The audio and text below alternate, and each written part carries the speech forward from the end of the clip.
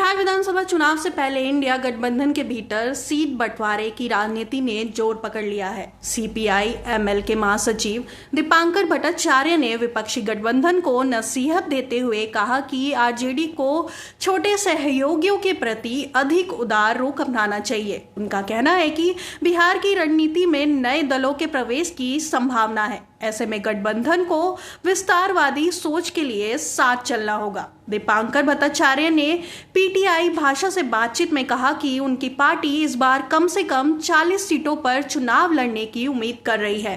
उन्होंने कहा, पिछली बार हमारी पार्टी केवल 19 सीटों पर चुनाव लड़ी थी, लेकिन इस बार हम उचित प्रतिनिधित्व चाहते हैं। हमने लगभग 40 सीटों की सूची पहले ही गठबंधन को सौंप दी है और बातचीत जारी है। अब देखना है कि किससे हिस्से में कितनी सीटें जाती है। उनका यह बयान स्पष्ट संकेत देता है कि सीपीआई एमएल इस बार गठबंधन में अपनी हिस्सेदारी बढ़ाने के मूड में है।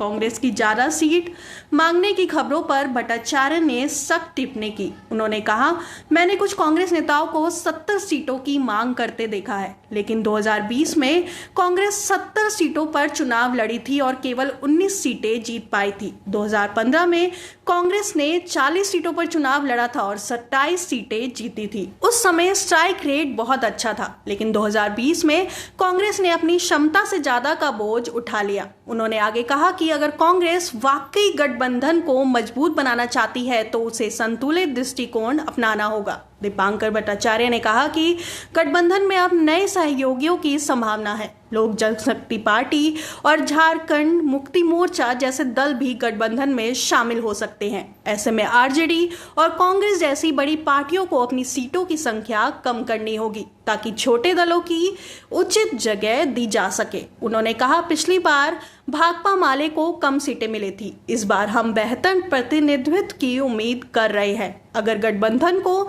मजबूत रहना है तो बड़े दलों को छोटे साथियों के प्रति ज्यादातर उदार होना होगा। फिलहाल बिहार महागठबंधन में 6 दल शामिल है, RJD, CPI ML, CPI, CPIM और वीआईपी। अब अगर एलजेपी और झाझमो इसमें शामिल होते हैं तो सीटों के बंटवारे की जटिलता और भी बढ़ सकती है। विशेषज्ञ का मानना है कि सीट शेयरिंग का मुद्दा महागठबंधन की एकता की सबसे बड़ी परीक्षा होगी। आरजेडी गठबंधन की सबसे बड़ी पार्टी है, उसका दावा सबसे ज्यादा सीटों पर रहेगा, लेकिन अगर छोटे दलों की मांगों को नजरअंदाज किया गया तो अंदरूनी खींचतान बढ़ सकती है। दीपांकर भट्टाचार्य का बयान ऐसे समय में आया है जब बिहार में चुनाव की तैयारियां जोर शोर से चल रही है और सभी दल अपनी अपनी रणनीति बनाने में जुटे हैं। उन्होंने कहा, हम मतदाताओं तक अपनी बात ले जाने के लिए पूरी तरह तैयार हैं। हमारी कोशिश होगी कि इस बार भी जनता हमें मजबूत समर्थन दे, लेकिन गठबंधन की मजबूती तभी संभव है जब सभी दल एक दूसरे के प्रति लचीला रुख अपनाएं।